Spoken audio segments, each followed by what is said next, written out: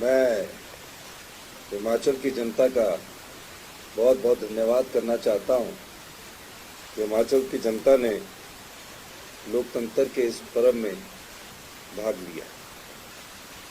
इस बार का चुनाव कोई आम चुनाव ना रहकर एक विशेष चुनाव था और जिसमें हमने जनता की अदालत में कई मुद्दे उठाए और पार्टी ने एक फैसला किया कि इस चुनाव को पूरे जोश से, पूरे युद्ध की तरह लड़ा जाए। और मेरा मानना है कि हमने अपने दो साथियों को, विक्रमादित्य जी जो हमारे पीडब्ल्यूडी के मिनिस्टर हैं और विनोद सुल्तानपुरी जी जो हमारे विधायक हैं, दो साथियों को यहाँ से मंडी पार्लियामेंट और शिमला पार्लियामेंट से हमने उतारा। हमने अपने राष्ट्रीय नेता श्री आनंद शर्मा जी जो कि राज्यसभा के सदस्य थे, पहली बार वो कांगड़ा से लोकसभा का चुनाव लड़े, और एक हमारे साथी पूर्व विधायक थे जो हमीरपुर पार्लियामेंट से चुनाव लड़े। चारों जगह अच्छा संघर्ष हुआ, दो जगह तो बहुत ही अच्छा संघर्ष रहा और उसमें हमने कड़ी टक्कर दी। लेकिन लोकसभा की जो चारों सीटें हैं वो हम अभी जीत नहीं पाए, क्योंकि लोकसभा का जो चुनाव होता है वो राष्ट्रीय मुद्दों पर ज़्यादा था, नेशनल इश्यूज पर ज़्यादा था। लोग नेशनल जब इश्यूज पर वोट करते हैं तो कई प्रकार के मुद्दों को ध्यान में रखकर वोट करते हैं, कई प्रकार की बातचीत को ध्यान में रखकर वोट करते हैं। लेकिन हमारे पार्टी के कार्यकर्ताओं ने इस चुनाव को बहुत अच्छी तरह लड़ा। मैं सभी पार्टी के कार्यकर्ताओं का भी धन्यवाद करना चाहता हूँ और हिमाचल की जनता का भी धन्यवाद करना चाहता हूँ। विशेष चुनाव इसलिए था कि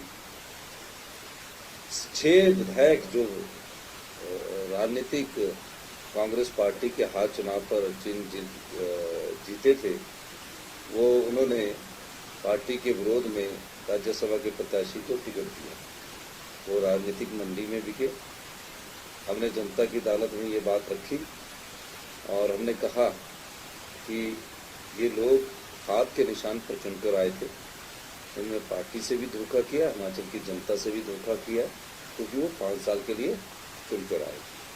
अब अगला 3.5 साल का टर्म है और मैं हिमाचल की जनता का इसलिए भी धन्यवाद करना चाहता हूँ कि उन्होंने इस 3.5 साल के टर्म के लिए कांग्रेस पार्टी के राज्य की मेजोरिटी के लिए 4 विधायकों को चुनकर भेजा।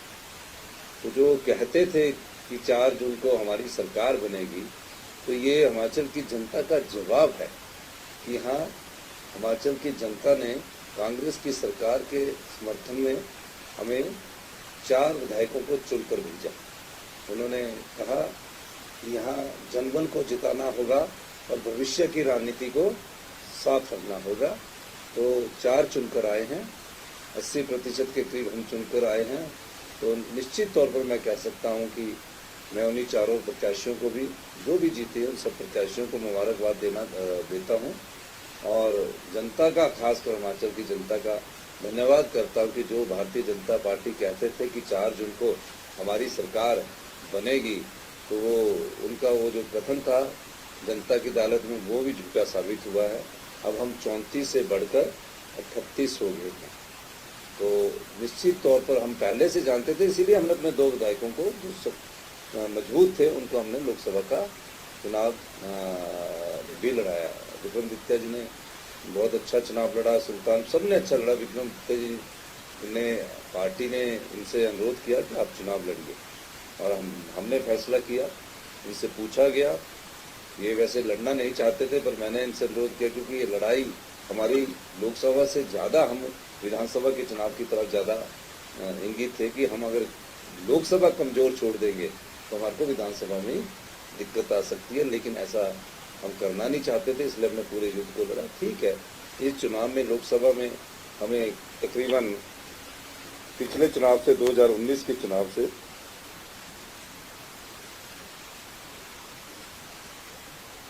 14% मत वोट का फायदा हुआ है। पिछले चुनाव में 2019 के चुनाव में कांग्रेस पार्टी को 27.53% तथा भाजपा को 6.79% वोट पड़े थे, जबकि इस बार कांग्रेस पार्टी का मत प्रतिशत बढ़कर 41.67 तथा भाजपा का मत प्रतिशत घटकर 56.54 रह गया है। कांग्रेस का मत प्रतिशत 14% बढ़ा है। हमारे अभी 14 महीने 15 महीने की सरकार है और ये दूसरा चुनाव था सरकार की कार्यप्रणाली पर। लेकिन दूसरा चुनाव विधानसभा का के 4 प्रत्याशियों के था। लोकसभा का हमारे यहाँ हिंदू स्टेट होने के कारण, मेजॉरिटी ऑफ हिंदू लोग होने के कारण तो थोड़ा सा ये इशू रहता ही है कि लोकसभा में वो किसी और इश्यूज को ना देखकर national perspective point of view से वोट डालते हैं। तो नेशनल इश्यूज पर यहाँ केंद्र में इन्होंने हमारे लोकसभा की सीटों में भारतीय जनता पार्टी को जिताया और विधानसभा की सीटों में राज्य सरकार की कार्यप्रणाली पर उन्होंने राज्य सरकार को जिताया। इसके अलावा कांग्रेस पार्टी को जो था, बीजेपी को 26,61,000 वोट पड़े थे, जबकि इस बार यह घटकर 22,66,000 रह गए। 2024 में कांग्रेस पार्टी को 16,72,000 वोट मिले, जो तो हमारे भी बढ़ोतरी हुई है।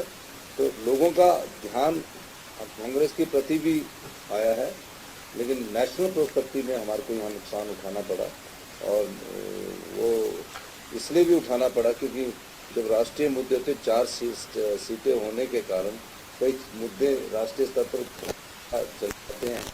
लेकिन मैं कहूँगा कि सीटें कम माध्यम से हमारे लोग सीट थी, सब लोग कहते थे पहले दूसरे नंबर पर हमारे कभी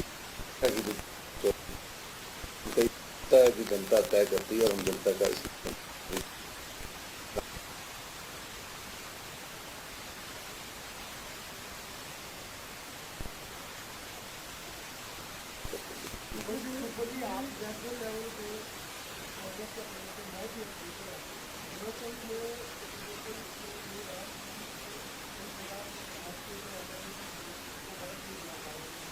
नहीं, ऐसा है, वही मैंने आपको कह दिया अपनी बात में कि नेशनल इश्यूज में एक हमारे यहाँ राम मंदिर का भी थोड़ा सा असर देखने में मिला, क्योंकि 97% हिंदू राज्य ये और उत्तराखंड में दोनों जगह देखने को मिला। तो इस दृष्टि से नेशनल इशू में तो उन्होंने डाल दिया। अब देखिए हमीरपुर पार्लियामेंट में जितने हम लोग विधानसभा के चुनाव जीते, वो चुनाव तो हमने जीते, लेकिन उस तीनों असेंबली सेगमेंट में बीजेपी को बहुत बड़ी बढ़त मिल रही है।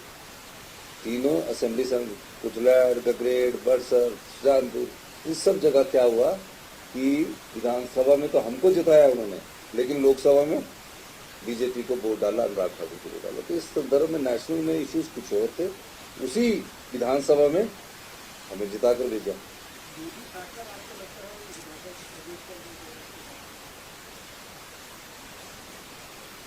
मोदी फैक्टर भी थोड़ा बहुत था, लेकिन मैक्सिमम जो था वो रिलीजन फैक्टर पर थोड़ा सा यहाँ बहुत कन्वर्ट हुआ, क्योंकि हमारे हिंदू संस्कृति के लोग हैं। तो दोनों जगह जो है रिलीजन फैक्टर को भी थोड़ा बहुत फर्क इसका पड़ा।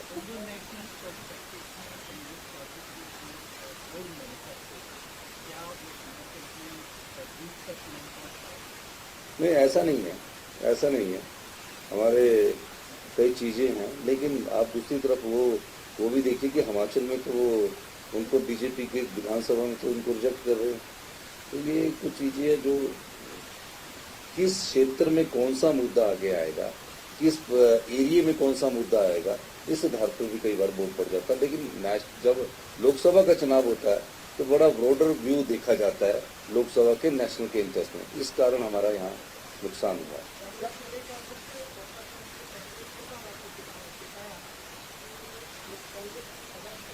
अब ये बात करने की नहीं है, नहीं ये बात करने की ये बात अब करने की नहीं, अब तो खा रह दिया।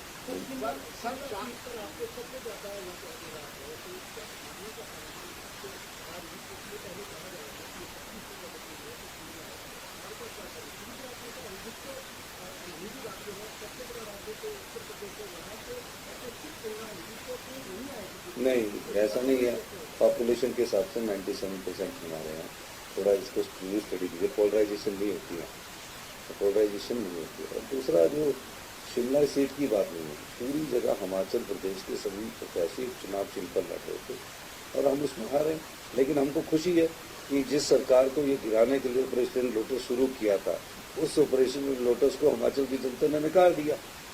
उन्होंने 6 विधायक खरीदे, 6 विधायक मेजोरिटी हमारी 34 आ गई। 34 के बाद इन्होंने सोचा कि 6 और चुनाव जीत जाएंगे, 3 इंडिपेंडेंट होंगे, 34-34 बराबर हो जाएंगे, हम ये 34 हो जाएंगे, जिनका कि 3 का रेजिग्नेशन कर ले लिया, हम 33 रह जाएंगे। तो उसमें हो गया। तो उसमें लोगों ने, हिमाचल की जनता ने हिमाचल के प्रोस्पेक्ट में हमारी सरकार को मैंडेट दिया। ये पहला मैंडेट नहीं है, वो पहला दूसरा मैंडेट है म्यूनसिपल कॉर्पोरेशन में लिया। और आगे जो 3 चुनाव होंगे उसमें भी हम आपको आगे देखेंगे।